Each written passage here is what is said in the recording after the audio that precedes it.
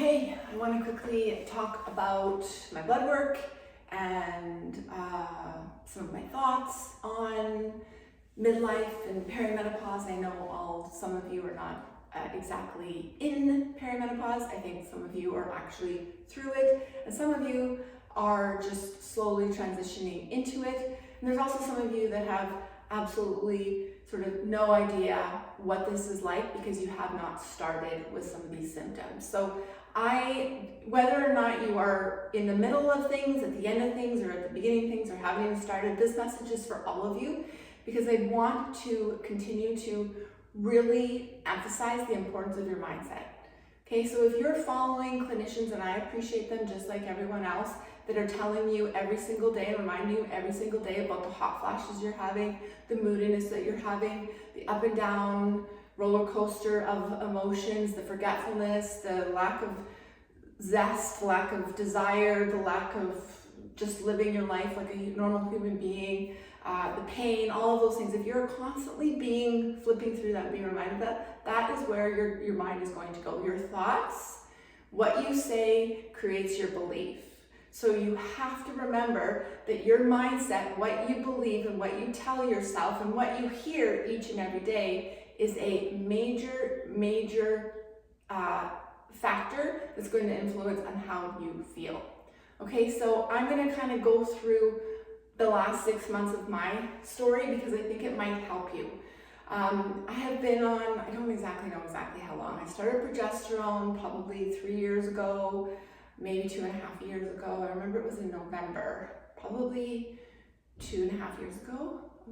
Started progesterone because I was still getting periods once in a while, not regularly. That was sort of my first symptom is irregular periods because I was always someone that went every 28 days. So as soon as I would miss a period or a period would come too often, I knew that was the only symptom. I wasn't moody, I wasn't feeling any discomfort in my body, nothing. I just knew that something was off, so I went and got my blood work done. I deal with Kathy Tinsington. If you have more questions, please land on our Facebook page. We're talking about this a lot right now because I did get my blood done just recently. And I do my blood every 3 months because I am in the thick of things and because Kathy has recommended I do it just so we can make sure we're monitoring all my hormones, not just my sex hormones, but because I am in the middle of perimenopause, all other hormones are going to be shifting and changing. So I want to make sure that I'm staying on top of it. Not what you have to do, but this is what I'm doing because I really truly feel that there's no one but me that is going to be responsible for how I feel. And the more knowledge I have, the better prepared I am and equipped I am to deal with this phase of my life. And I will tell you right now, ladies, that I have gone through periods, very dark periods where I thought, I don't want this life anymore. The pain is too unbearable. The emotional up and down roller coaster is too much, but I'm here to tell you that if you can listen to your body, maintain good habits, and adjust accordingly, you can get through it. And now I have to say, I feel better than I did probably since before I hit perimenopause. So in December, so I started taking progesterone, then I started taking then I started taking testosterone because my testosterone levels were quite low. And even signs back then, a couple of years ago, my thyroid levels were coming out as an issue. Sorry, I have someone coming to the door. My apologies. Hopefully she can get in here and stop. The barking will stop quickly. So anyways, I started doing testosterone pretty quickly, soon thereafter, and then eventually started creeping up to estradiol, which is a gel, little silver pack they put on my leg, and then estriol, I think it's called, with hyaluronic acid, which also helps your face, right? So I alternate between putting it on my face, and I also put it on my vagina. I alternate. So it's supposed to help the health and skin of the vagina as well as your face, which is pretty cool. So anyways, I continued to do that. Things seemed pretty good. Some pain started setting in, as most of you know. I've been managing that with more mobility and just accepting that this is sort of how my body is going to feel. And never once did I ever consider taking time off lifting. Of course, I had to go way down in my loads. I had to take way more rest days. All of you know all of this, so I'm not going to dive into that. But in December, when I was in Mexico, I went through a period where I was bleeding every 2 weeks. And the first couple of days of blood were like unbearable, like terrible. I was in Mexico, I'm sitting in the shower, and I'm just thinking to myself, what's going on? Obviously my hormones are off, right? So I remember Kathy saying, when you bleed, stop taking the estrogen gel. And so I thought, okay, well, I'm just going to stop taking the estrogen. Like, I was desperate. I was also feeling really moody. I was in the sun. I was still just not feeling myself at all. So almost immediately, as soon as I stopped taking I kept up with the estrogen on my face, got rid of the gel, immediately stopped bleeding. I have not bled since December. So that's December, January, February, March, April, we're in May, so 6 months. So I am like almost in the halfway mark. Kathy says you probably might get another bleed, which means we all know that kind of you get through it after a year. This is like the whole thing. It's like you have to go a whole year without a period to kind of be in like post-menopause kind of state, which I'm looking forward to. I do hear it gets better, so you know that's also positive. But what was happening, and I felt much better. I felt like, okay, that clearly was, I obviously went through a high estrogen spike, because everything else everything else I was doing was the same, right? So I was still limiting my alcohol, I was still getting my 8,000 to 10,000 steps in, I was still getting my lifts in, I was sleeping really, really well. You know, eating all my fruits and vegetables, there wasn't really anything in my lifestyle that should have been affecting how I was feeling.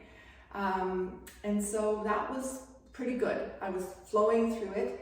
And then about 2 months ago, I would say a month and a half ago, I started getting my first hot flashes in the middle of the night, none during the day, but they were quite something. I was like, wow, I had convinced myself that I was not going to get hot flashes because hot flashes were for women who drank too much alcohol, who ate too much fried food or didn't get enough protein in, and that was a habit thing, and that wasn't going to happen for me. But what was disappointing is that even though my habits were still pretty dialed in at 85%, I do believe in balance 25% of the time. That's all that I really need in my life to feel balanced and to look and feel the way I do. You're all going to feel differently and approach it differently. So no judgments, I'm just explaining my experiences. So I then started getting these hot flashes, so I stopped drinking booze. I was like, okay, that's a sign that clearly I need to continue to up my habits. It didn't do anything. I was in Vancouver last month, I think, and it was horrible. I was like sweating every single night in bed, and it was really discouraging, right? It's like another kind of low moment, and I was really finding myself to be quite, like my pain wasn't great again, and I thought, okay, and then, you know, Tish, maybe you're going into a estrogen low point, maybe you need to up it. So I just took it upon myself to open up my gel pack, put one on, and boom, I haven't had a hot flash since. One application, no exaggerations, nothing. So I now feel very balanced, and my blood work came back obviously this week as like Kathy was pumped. She was like, Tish, these are the best your results have come through since we started, which is 2.5, 3 years ago. She said your estrogen's perfect, your testosterone is a tad high, so it doesn't really bother me that my testosterone's a little high. The more the better, in my opinion. It's not like I'm growing a beard or, you know, sounding like a man. I will mind that in 3 months and see how it's going. My progesterone, everything is great.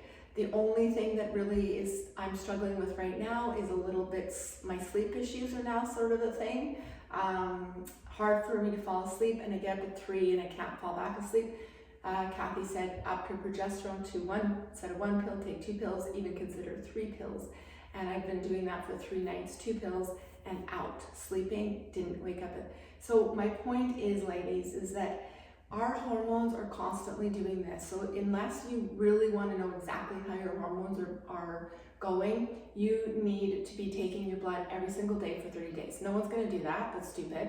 So a lot of nurse practitioners or doctors will just prescribe HRT without even needing blood.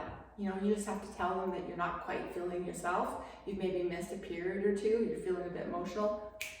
Boom. And your age, like, it's pretty obvious, right? Because the blood doesn't really tell you in terms of your sex hormones where you're at, because we're all over the map. I really do empathize with Kathy, because she is dealing with women that not only are going through a lot of changes, but a lot of them don't understand that it's very hard for her to pinpoint exactly the amount and when you need things and when you don't. So it really, again, you can't blame her or anyone for having too high of something or too low of something, because she's really just kind of guessing. So what I took away from my appointment yesterday with her, 2 days ago, I can't remember when it was is that it really is up to us to make sure we're paying attention to signs and symptoms of what hormones are doing or supposed to do, and if they're not working, adjust accordingly. If your estrogen, if you're bleeding, if you're feeling just not yourself, maybe take half amount. Like she said to me, that was exactly what you should have done. So you need to be able to have the confidence in what these medications are supposed to be doing and act accordingly, because unless you're over with perimenopause, you are still going to be all over the fucking place, okay? So we need to make sure that we're paying attention to how we're feeling and adjust accordingly. She said, take 2, take 3, take it away, take 2 gel packs. You're gonna have to listen. And she said, this is the most important thing that I want to say. She said, and also hormones don't work unless your habits also are intact, right? So I spoke about this last week, the importance of, our food, right? Of course, we want to make sure that we're seeing our results, and that comes through nutrition. And I love the fact that 95% of you are really diving into the real important reasons why we need to stay strong in midlife, for much more important reasons to look good, because let's face it, we're not going to physically continue to improve probably as we get older. We need to focus on the more important things, but of course, we always want to look better, whether you not want to, for your age. Everyone says, oh wow, you look so good for your age. What are you talking about? Like, I'm 50. I don't think I look like a 50-year-old, but I also this has been my job, my career for over 30 years. This is what I've lived. This is not what you've lived. And people say to me, oh, I could never do what you do, the pressure of looking. I don't feel that pressure. This is the way I want to live my life. I'm happy. I love inspiring people. I love showing women that with some adjustments in their life, they can actually thrive and feel and look their best at 50. But my point is that, there is going to be a time eventually where, that skin you're not loving right now is going to get worse. You're not going to be able to build the muscle like you once did. And we're going to have to accept those things. We're probably going to shrink into a little smaller version of ourselves, because muscle does atrophy. We're going to do our best not to let that happen. But habits are going to be the most important thing as to how you feel. And Kathy echoed that more than anything. She said, Tish, hormones, medications do not work unless you are excelling at all the other lifestyle habits that have to be in play to make sure that you're thriving and feeling the most vital at this age. So listen to your body. Consider HRT if you haven't yet done that. I know it's not for everyone. I am on a bioidentical hormone because I'm very, very, very particular about what I put in my body. I was devastated when I was told that I was borderline had hypothyroidism. Don't even want to say it. Last summer, Kathy sent me a diet that encouraged me or helped me sort of tweak things naturally before I just went ahead and started taking Synthroid. I went to the health food store. She incorporated 2 other supplements, vitamin B, which I wasn't taking, and iodine, a tiny little drop. I've been doing that now for a few months. And my thyroid health, Kathy said, perfect. I am over the fucking moon. I don't care how many abs are showing in my stomach. I don't care how perky my butt is. I don't care about any of that if my blood is telling me that I'm not healthy. And so when she said to me on the phone, you are doing better than I've ever seen you do, without medications, just, you know, listening to her, right? Cueing, listening to her recommendations, taking feedback from people who know more about what supplements can do for your overall health, tweaking things in my nutrition. Not a lot, right? Not a life-changing thing. I know that I basically start from, you know, some people are starting from here, so they're gonna, you know, feel even bigger. I kind of already was here, and now I have to say I'm still feeling aches and pains. Those things are not ever going to go away. I've accepted that, but I'm lifting, I'm squatting more than I have in a year. I'm doing shoulder press again. There's still some discomfort, but with all the mobility, my point is, ladies, is if you are struggling and you are feeling like this fucking sucks, I've been there. I think we all have been there, but I'm telling you, there is a light at the end of the tunnel, but it is ultimately going to be something that you're going to have to take responsibility for. But I tell you this, and I say this all the time on social media, it is going to be so incredibly worth it. So yes, open your mind to HRT. Once you stop producing those hormones, ladies, they don't come back. They don't come back, okay? And you need those hormones to function. So please be open to it, but also know that it's not going to save you. It's going to help you because you're not producing them anymore. But just like when you were 20 and producing them like a 20-year-old should, if you're eating fried food, binging, skipping meals, not getting your steps in, not doing, you know, your positive mindset thinking, you're still going to be unhealthy, right? So those habits as we get older have to be tweaked even more. So that's a 17-minute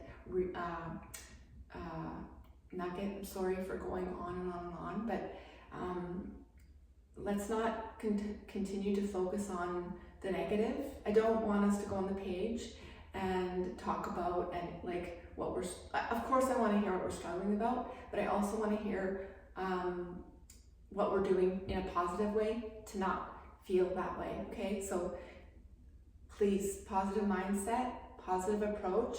It's up to you. I'm here to support you in any way I possibly can, but there's absolutely no reason why you can't absolutely thrive in this stage of your life. So I love you lots. Have an awesome week, and we'll chit chat with you soon.